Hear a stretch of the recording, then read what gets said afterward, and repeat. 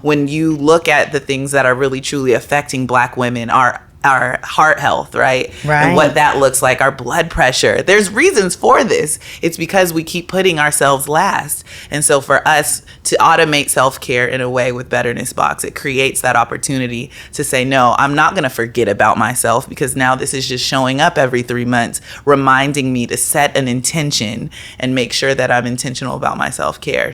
Welcome back to Big Texas Bossin. I'm your host, Leilani Wilson-Jones. This is the show where we're spilling the Texas tea on the bosses that I know. It's time for Big Texas Bossin with Leilani Wilson-Jones. Spilling the tea on Bossin' Up. Thank you, Ms. Garner, for joining us today. Our special in-house guest is Ms. Kala Garner with the BetternessBox. Yes. I would love to talk about that. Tell us about the BetternessBox and what it has to offer everybody. Yeah, so the BetternessBox is a lifestyle subscription or a wellness subscription box for Black women.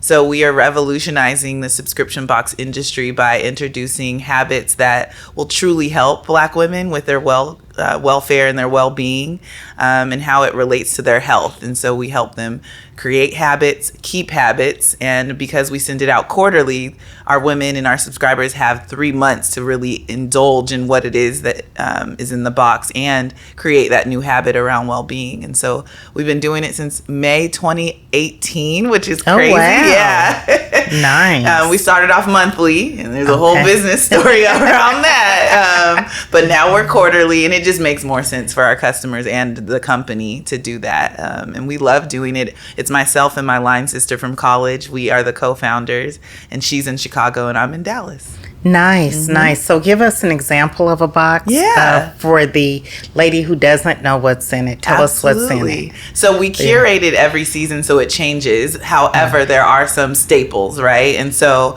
we're currently in the We Are Thriving season, where we're helping the women really thrive in whatever area it is that they're dealing with in their well-being. And so in this box, a book came in it. Jane Allen wrote a book called Black Girls Must Die Exhausted. It's a fiction book, and it's all about another Black woman going through life trying to figure out what makes sense for her, and how to thrive. And so a book, candle, body care, skin care.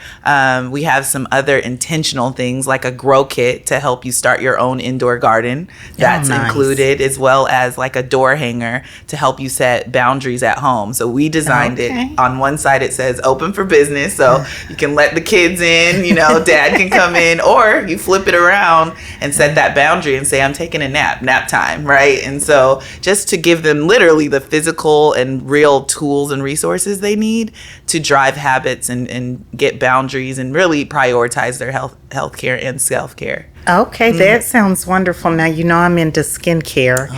And so tell us what the skincare products typically are in the box. Yeah, and we source, one of the things that's really about the ethos of our company is we source items from Black women and women-owned companies. So that's another added bonus there with collective economics that we really dedicate ourselves to. And so the skincare items are usually made by Black women-owned companies, which makes sense for us because it's made for us, by us. Wow. And one of the things that we put in there are masks. A lot of different companies are in the box. And of course, over 5 years, you can only imagine. But NCHO Botanicals is one of our favorite go-tos for skincare. She's a Black-owned, Texas-based company as well. So a face mask, an oil. Sometimes we do a peel-off mask. Usually there's some kind of body cream in there to help you. And they're usually full-size items. So sometimes we'll include both full-size and a sample, so you can use the one at home that you have in full size and then take the one with you to travel, because we know our Betterness Bays are busy traveling the world. Right, absolutely. So when you look for the curated Black products, where do you look? How do you find the vendors? Because somebody may be listening that is interested, like LEVs. I don't know if you've used them. We have had them in the box multiple times. LEVs. Yes, she's amazing. Her body butter is that everything. Whipped. Girl, listen. I use that every day. my favorite. So yes, every day. Yes, I love it. We're definitely huge fans of her business. So I would say if you are a vendor looking to contact us or you're interested in finding out more, definitely go to BetternessBox.com. We have a vendor management system, and all you have to do is go to our site, reach out to us. We'll send you to that form. Some of the vendors come to us. We network. We go to a lot of trade shows and things like that to find these companies. But we start companies more than any other demographic, Black women. And so it's not hard to find these companies and these amazing products. And it's really our honor to showcase them and give them a platform to then go out to their target audience and show off all of their items. We even do Wellness Wednesdays and interview founders often to talk about their journey into entrepreneurship and how they created the product that is in the box. And so it's a kind of ecosystem, Betterness Box. It's a society, it's a community, and we really take pride in making sure to highlight those vendors. Absolutely. Yeah. Now tell us how many subscribers you have. Right now we have about 50 subscribers to the box. We have gone up and down. B2C is rough. I'm not even gonna lie. Like, it is hard to get you Black women to take care of yourselves. We get so many inquiries about gifts. Well, I want to get my friend this. I want to get my friend this. My sister, my auntie, my cousin. What about you, right? Like, how are you intentionally making sure you're creating habits? And so it's really a messaging thing we're working on now to really get women to think of themselves first when it comes to their welfare and their well-being, right? We the makeup, the hair, that stays on lock. The purses, right? Just talking about glamaholic. Yes, the bags. And so it's just one of those things where we are having to explain to women, and really it's an educational thing, right? When you look at the things that are really truly affecting Black women, our heart health, right? And what that looks like, our blood pressure. There's reasons for this. It's because we keep putting ourselves last. And so for us to automate self-care in a way with Betterness Box, it creates that opportunity to say, no, I'm not going to forget about myself, because now this is just showing up every 3 months, reminding me to set an intention and make sure that I'm intentional about my self-care. So it's been rough to grow it, but we're committed. And we've seen many boxes come and go when it comes to wellness, and we're going to stay around for as long as we can, because we know this is something that's important and the market needs it. Right. Mm-hmm. I think that's awesome. Do you showcase at Essence or do? Yeah, so we have gone to Essence, not as a vendor quite yet. What we do is actually this BYOB. So BYOB is build your own box. And so we'll bring a lot of the products there, give you a box, and then you get to kind of shop the area and pick 5 to 6 items that actually speak to you. So it's a more personalized experience rather than the curated kits that we send out. And so we love doing that. We often go to the Manifest Your Purpose markets that are here in Dallas with Soraya, and she is amazing and creates a platform for so many other Black women to come and vend. And so we do that often, as often as we possibly can. Absolutely. Now, I know your partner is in Chicago. So do you all go between Dallas and Chicago, or do you mainly practice in Dallas? We're registered here. You know, we do business out of Dallas. Denise was here last night. She's a new mom. And so she came to the business summit that we went to. She landed at 7:30 in the morning yesterday and flew out at 10:30 at night. So that's the kind of dedication that we have to the business and that she has to our partnership. And so as my sister, like, I've literally known her over 20 years, right? And so for us, it becomes something deeper than just this is a business, right? We're supporting each other in a real way. Like, she's able to leave, but only for 12 hours, right? She got a baby at home. Get back to the baby. Exactly. Now, where did you and Denise go to college at? San Diego State University. This weekend is our homecoming. I'm so very excited. Are you headed out? Yes, I'm going to homecoming. I'm really excited. I haven't been back in years, and so to see my neos and all my friends is going to be great. That's awesome. Were you born and raised in California? I wasn't born there, but definitely raised, yes. In the San Diego area? In the San Diego area. I grew up surfing. Carlsbad is North San Diego, but yes, grew up surfing in the ocean. I'm basically a fish. My friends call me a mermaid.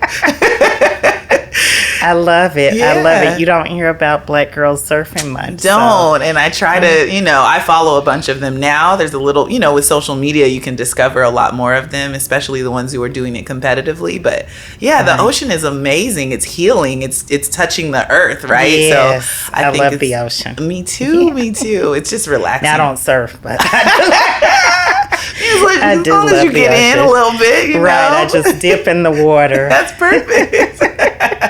That is awesome. Yeah. So you all went to college together at San Diego State, and what did you pledge? Delta Sigma Theta Sorority Incorporated, of course. Okay, so you all are Delta Line sisters. Wonderful. Yes, we are. Yeah, she's my ace. I'm the 4. Okay. And we had a great time. We had a great time in college, and we have grown so much. Like, I don't even recognize that girl anymore. So it's really interesting to see the, progression through that. But amazing opportunity to then have a business, with somebody that you've had those experiences with, right? It just means so much more to us. Absolutely. Now, do you have a degree in business, or what was your degree in? Which is crazy now that I think about it, because I have like 3 or 4, right? 3 or 4 businesses. But I went to school for political science and Africana studies, which unfortunately is being kind of attacked right now in America. But the fact that I have that degree, I was able to travel to Ghana. I actually lived in Sudan for a while. Oh, wow. But yes, I really was like on this trajectory of law school and wanting to change the world through, activism really, and making sure people had the rights that they needed. I even helped advocate for like voting in Sudan when Bashir was in power. And so it's been this really interesting journey for me, because then I came out of that and went into engineering and have been doing that for 13 years. So yeah, I started a business because it's just in my blood. I just don't know how not to do it, if that makes sense. Right. Now, were your parents entrepreneurs? Yes. So not my dad so much, but my mom for sure. And I was raised in the house with her. And so I just talked about this actually yesterday on a panel at the Chase Business Summit. Basically, I figured out, and I didn't even realize this until I was preparing for that panel, that my grandmother really started, which is my dad's mom. She started the entrepreneurship kind of thing in our family, at least for what I know. And so she was a beautician. She created her own company. And then from her, I watched my mom living in the house. I mean, I don't know where this woman got the gall and the audacity to create the businesses she did, but we had a painting business growing up where we were painting houses in San Diego. She went and bought like wholesale clothing and then flipped it with a profit at different events. So I grew up like setting up the trade show tents and, with the bricks on the bottom and like all of that. That's what I grew up doing, selling t-shirts, right? All kinds of things. And so I definitely grew up seeing that. And then I started basically in, I would say, 5th or 6th grade. Okay. So I've been doing it a long time. Girl, so we had this house in Carlsbad, and there was a dog shed. It was abandoned. I was allergic to dogs and cats and basically anything with pet dander growing up. And so we couldn't have a dog, but it was a huge dog shed, and it was on the side of the house and had access to the sidewalk. And so I went in there, and it was gross and dirty and disgusting, especially in 5th grade. I don't even remember. Was I 12 maybe or 10? 10. Yeah. And I was like, I'm going to create this as a business, and cleaned it up and went to Smart and Final. I don't even know if that exists out here in Texas, but it's a wholesale. It's like a mini Costco.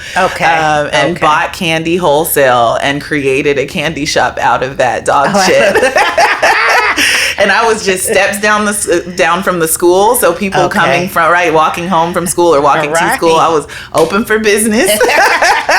And it was crazy because I just liked making people happy with candy and whatever I could do, I did that. And then I expanded my business after the candy shop because I think I eventually just ate all the candy. That would be me. Right? We had a small backyard, but we had a backyard that had like this big tree next to it and kind of this area where you could kind of dig, that nothing was growing there. And so I dig these holes and created these paths for a putt-putt course. Okay. And I created a putt-putt course in our backyard and just charged admission for anybody who wanted to do it. And anytime they'd really I had it set up where if they hit the ball, it would always be a hole in one. And so it was really cool to see the ball go down these hills and hit this and go down. I don't know where I got these ideas, but I just created them. And I saw, okay, well, you're going to come in my backyard. You're going to pay $5 each time you come back here. Right.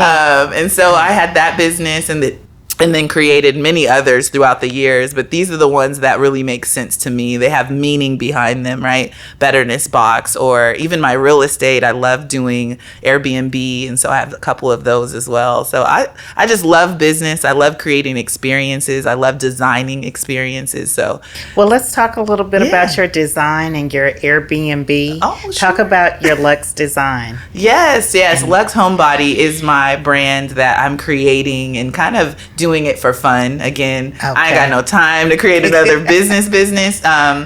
And so I do it for friends who really are I love your design. Let's do this. But I'm in interior design school right now. I'm going to Dallas College. I'm taking a couple courses. I don't know how, again, I have the time to do this. But because I think I moved around a lot when I was little, I went to a different school for every grade, from kindergarten to ninth grade. Went to a couple.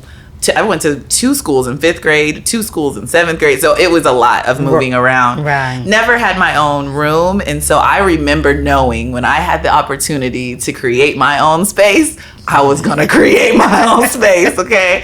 And so once I bought my townhome in the Irving, Las Colinas area, I've decided to create this amazing place for me and my friends, right? I'm a single woman, but I have all these friends that I've created family around. Right. And so during those Texas shutdowns when the power was off, I had people at my house that entire time I was hosting, and it brought me so much joy. Good. And so I just love creating those experiences. And now I have Airbnbs in Dallas, and I've created the townhome as an Airbnb as well. Okay. And so creating that space was really different because, now you have to appease a broad number of design styles and what does that look like. So looking at trends and things like that. Magnolia Noir House, if you go on Instagram, you can see pictures of Magnolia Noir House, and you'll see what we've created there, which is a boho kind of style. And it's an amazing space to really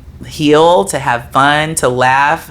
And it was a really daunting task because it was, a flipped house, but nothing in it. 4 bedrooms, 2 baths. How do you create a space that's cohesive? And so I wanted a theme in each room and created kind of what would it look like to have organic looking designs. That means basically things that you can touch that are from the earth, and then the design of waves and not so many lines and modern. I didn't want to make it too modern, but it was a really fun project to do, and we opened that last year, and it has been amazing. Wonderful. Since. Yeah, we have some midterm folks in there now, and we get them renewing almost every 3 months, and so it's just making a great amount of money for us, and it's interesting to see because right now in Texas, I don't know if you know, they're kind of shutting down short-term rentals in certain areas, and so. Are you in one of those areas? I'm not, because me and my business partner who opened that business, we decided not to buy too far out. So we're just north of Bishop Arts, which is a mixed-use zone, area. And so we're really fortunate to not even have to deal with that. So unfortunately, some of the short-term rentals will shut down in Dallas, but that will help our business because after those are shut down, our house will probably be booked much more faster than Absolutely. Some of the others. Yeah. Now, one thing that I keep hearing recurring in talking to you is about being organic. Is that a California thing, or did you grow up? It's a good point. Where your mom and grandma stressed being more organic? Yeah, no, I think it is a California thing. Everybody I meet from Cali, I feel like they're much more into, we're tree huggers, we're hippies, right? And so I'm going to take that anywhere I go. I have been here almost 8-9 years in Dallas, but I don't think there's anything that will take that out of me. I still recycle. I am dedicated to doing all the things right. Yeah. So I think reducing carbon footprint and then just being drawn to that. There's science behind it, right? It's not like it's just frou-frou thing. I believe in grounding, which is basically making sure you are touching the organic earth and being really, really surrounded by that. He's over there clapping like, yes. He believes in it too. Oh, good. I mean, it heals you, right? And so if you think about it, we're constantly wearing shoes and socks. We're not touching, right? When you used to grow up playing outside, I don't know if this was you, but I was outside every day. Okay. I wasn't outside. You wasn't outside? No. Okay. I was the one that stood and watched everybody. Like everybody out there, right? And I didn't want to get dirty, right? Okay. Well, I was the one who was ready to go. And so I just remember feeling just the vitamin D that you get from being outside, right? We know that. Yeah, the sun rays. The way you feel when you go outside and the sun hits your face, that is a real endorphin response. And so you really, I think, have to think about that. I literally just saw yesterday, a friend sent me a video about a breakdown. I guess there's on Amazon Prime, there's a documentary, and it breaks down how the people who have lived the longest have lived that long. And it's because they're outside most of the day. It's because they're not, cooped up in high rises. Right. And they don't even exercise that much. I think it's just being able to connect with the earth.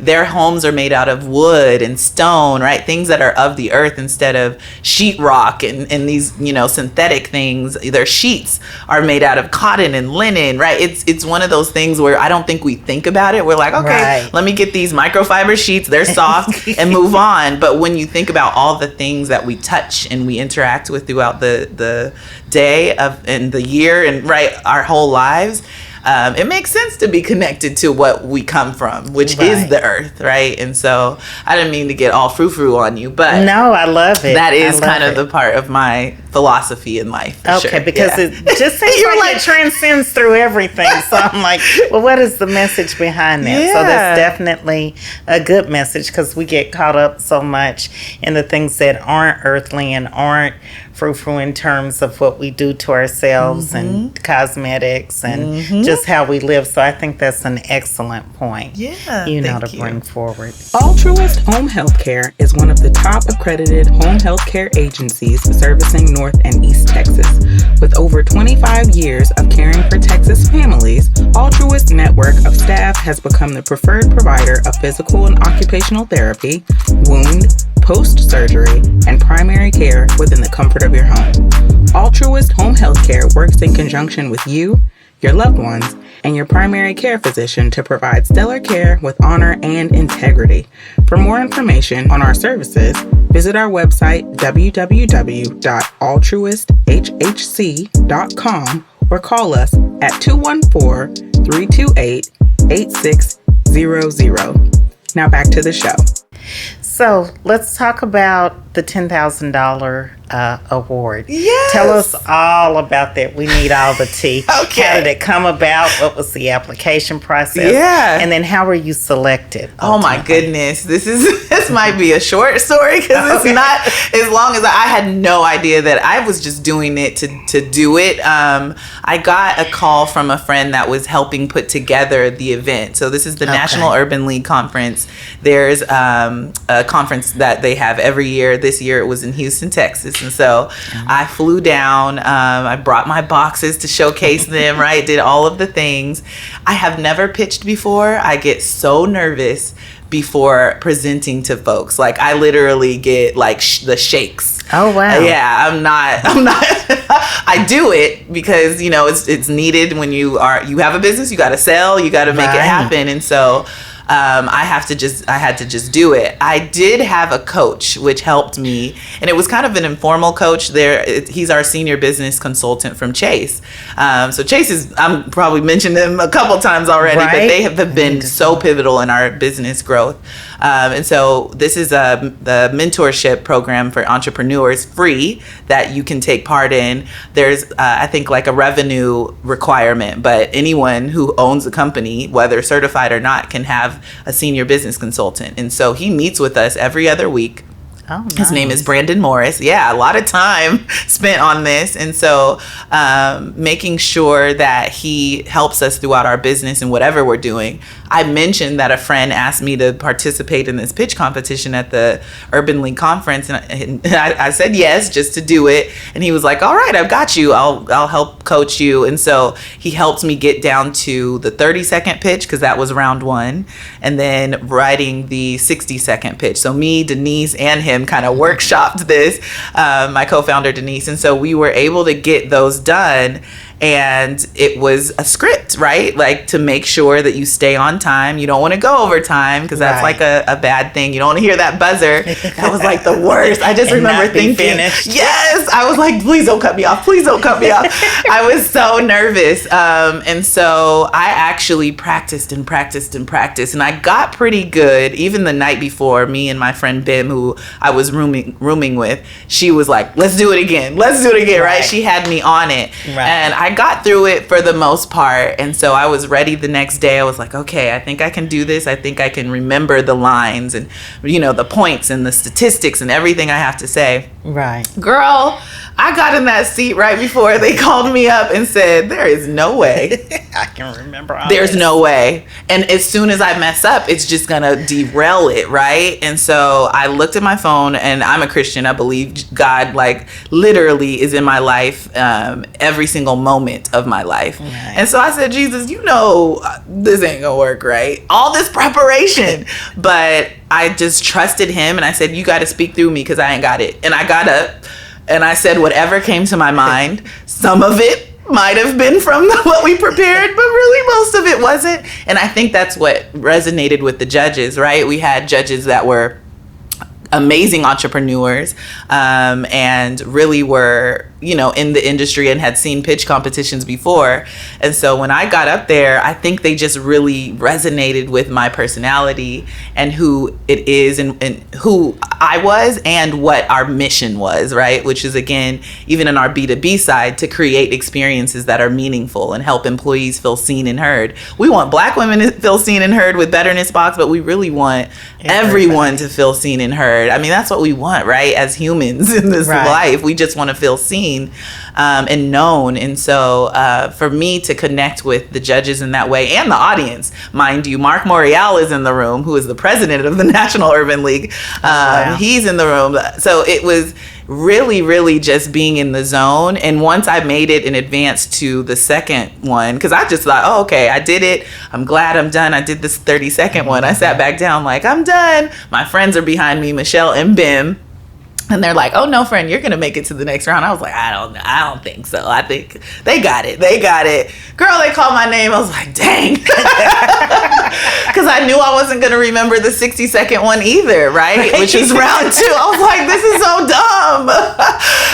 dumb. So for me, getting up there and then just, again, diving into more of the statistics of why we do what we do and the research that we do to make sure our clients are happy, I think that, again, resonated with them. And because I dug deeper into the meaning and the purpose of our company, I think that's what won the check. So if you've seen the clip online, I am shocked. I'm jumping up and down thinking Jesus, because he did it, right? Like he really was what his spirit calmed my nerves. He was the one who I think I relied on. And that's why I think I came out with the win. So first ever time pitching, we were able to win a major national level pitch competition for 10,000, and we got the check like, wow, this is real. Okay, we might have to keep doing this. I'm not really for that, but our business consultant, Brandon's like on me. Okay, when's the next one? When's the next one? So we got to do it. We got to keep going. Right. Well, definitely congratulations on that one. And let's talk about the Chase Business Conference. Yes, Chase and Business. Yeah. Yes. That was fun. Yeah, it was fun. It was a lot of networking. And so Chase for Business Summit, it was the Make Your Move Summit. through that relationship, again, if you're in business, make sure that you do your due diligence to create, these relationships with your banker, with your network, because the relationship is really where you'll get plugged in. And so we were, attendees. We were going to go to the summit, but we became a vendor, right? Oh, wow. So, and we became a speaker. I was on we did a fireside chat with one of their executives yesterday as well. Okay. So, yeah. Wonderful. We did the boxes, and what we did was we spoke on mental health for minority-owned businesses. So minority-owned businesses have a specific challenge, right? We have challenges that are very specific to our type of business. And so for us, it was an honor to create a kit that was really around mental health for gender neutral, right? We made sure the box was for men and women, but to create habits, again, for these minority-owned businesses that will help them pause, right? So calm strips, that I don't know if you've ever heard of these, but they're basically textured strips that help you run your finger down and hold your breath and really help you breathe. We don't breathe. Most times if you don't have time to breathe. Right. But even as resting folks, right? We actually are taking short breaths most of the time. We don't actually use our lungs in the right way. And so this is just a habit forming sticker that you place on the back of your phone. And anytime you want to try to practice breathing a little deeper and be mindful, you run your finger across the word that says inhale, you hold for 3 seconds, exhale for 3, hold for 3 seconds, inhale for 3. It's like a practice to really help you be mindful about your breathing.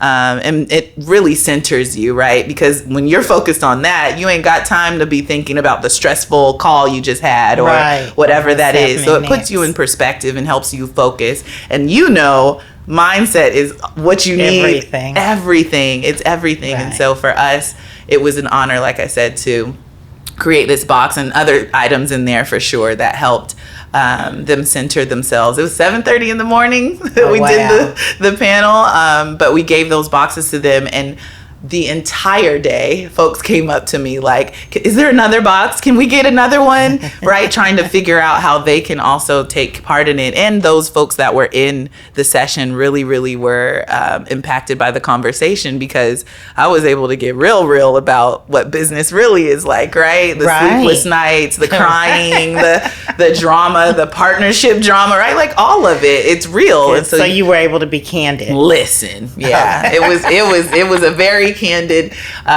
conversation, but it was great to highlight Chase and their involvement in our business, but also what makes sense for business owners to make sure that their mindset is priority, because everything flows from there. If you're the founder and your mindset is everywhere and you're all over the place and unorganized, best believe your business is going to reflect that, right? It trickles. Yep, it does. absolutely. It trickles from the leadership, on down, and not the other way. So definitely. That is wonderful. Yeah, it was a great summit. I loved it. Good. What were your takeaways from the summit? So we, of course, made great opportunity connections, but I think overall, with Jace Shetty there and Mark Cuban there and who else was there? The president and CEO of Chase was there. Jamie, Jamie Dimon was there. And not only was he on stage, he actually was there at dinner where you could come up to him and talk to him and pitch your business if you wanted to. Best believe I did, right? And so I think that one of the takeaways was probably from Jay Shetty's presentation. He had people getting up, moving around. He kind of put us in these quadrants. If you were people focused and you were kind of salesy, you were in the first quadrant. If you were people focused but you were task oriented, you were in another quadrant, right? He kind of had us move around, and because Denise and I were there, we were able to see where you gonna move? Oh, I'm over here. And we're co-founders right now. We don't have titles. Right. We know we're at a point in our business where we have to start to define those roles.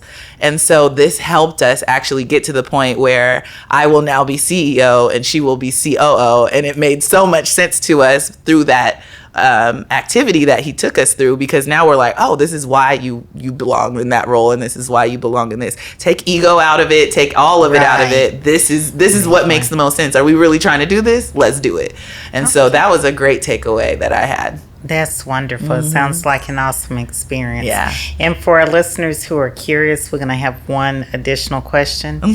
How do you get a seat in the room? I know we kind of visited that a little bit before, but let's talk about, because our audience is typically someone who's interested in engaging in business or let's talk about getting a seat in the room, how that happens. Yeah. I spoke about this a little bit at the summit as well.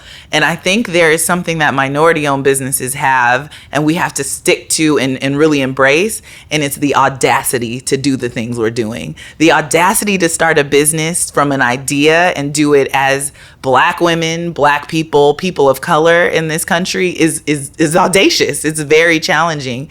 And so when you think about what that looks like in the thread of your company, that means you're asking questions. That means you are making it make sense when you're asking questions about being in the room. And so ask the questions, make sure to have the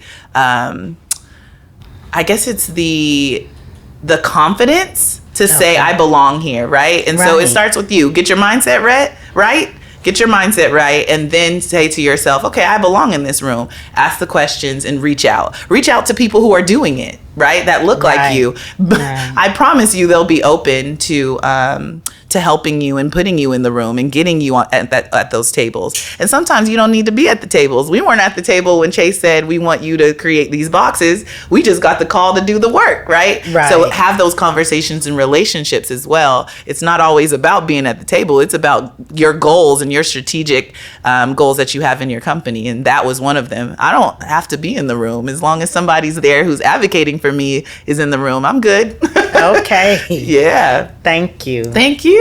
I think when it comes to juggling all the things, it is an understanding that you can't do all of it, which is completely revolutionary from what we were probably raised to believe as Black women. We can do it all. We're superwoman. No, we're not. Our Black does crack, right? All of the stress that we put under ourselves, we may not see it on the outside, but our organs are actually breaking down. Again, look it up, y'all. Because we're so stressed. And so for me, I do it all by asking for help. I do it all by making sure I have great team members that are on my team that I can delegate. Critical. Absolutely. I'm going to delegate to you, and then I'm also going to delegate my home life to you. I have a cleaner. I don't clean my house. I have a cleaner who comes and cleans my house. I get a chef to either come in and try to make my meals, or I have food prep that's, a really good local business to help me do that, so I don't eat these frozen meals all the time, right? Really, really thinking about the things that your time will be much more useful in, and making sure that you're taking out the time to take care of yourself. And so I delegate as much of my personal life and my business life to the people who do it best. So that my energy can be used on the business. So that's how I do it. Okay, that's wonderful. I wouldn't say I do it quite that way, but I do a lot. The biggest thing that you said that resonated as far as being a similarity would be that I do delegate and have an excellent management team that I work with on a daily basis to make sure that we're executing. I mean, my home life, there's always room for improvement there. Girl, same. But I stay focused more on the business life. When I had my kids at home, of course, I did things different. I had to have people help me manage between their activities and the household things. I do have a cleaning lady. She probably needs to come more than once a week. But and that's possible, right? Right? That works for me now. So the biggest thing, though, when you have multiple businesses, is trying to keep your eye on everything going on, but making sure that you have people who are responsible and accountable. And that would be my biggest takeaway or advice to anybody, because you can't do it all, but you need to find ways to measure what's going on frequently. Some people say, oh, I've got a business, and they walk away And then they come back and it's a disaster, and you wonder why it's a disaster. You didn't pay attention these last 3 months. And the staff is going to say, well, we told you, we tried to tell you, we called you, weren't available, So being available and being open to the assistance. Oh, I love that. That's great advice. Thank you, because we're looking to expand our team, so I needed that advice. Yeah. Thank you. You're welcome. Thank you. Thank you. People don't realize that in the beginning it's a grind and it's a hustle. So you have to figure out the difference or make it all work. So you're grinding on your 9 to 5, but you're hustling for your business. And so I remember a few years back, over 25 years, 30 years now probably, but just the grind and the hustle of it, working and starting with my mother. We were in the house and just starting the home care business and working out of making a bedroom an office. So I definitely know about, the starting from the boots on the bottom, so to speak, and working your way up. And that's what, it wasn't said, but it was said, and that was the one point that I would definitely speak to. What did your support system look like around that? Because I feel like I probably need to be a little bit more intentional about who I have around me for this season specifically. Definitely. Who you surround yourself with is very important in whatever you're doing, because that's going to define the direction that you're going. Those people have impressions on you, whether or not you think it. And so it cultivates everything you're doing. And at that time, because I was in college still and I was working full time, I had her, around me. So there wasn't a lot of time for a lot of other things that I like to do. But it's about being intentional in everything you do. And I knew that at an early age. So. Okay. Thank you. You're welcome. Thanks for tuning in to Big Texas Bossin podcast. If you like these conversations, be sure to subscribe on YouTube and follow us on all social media platforms at Big Texas Bossin. Tag us on social at #BTB.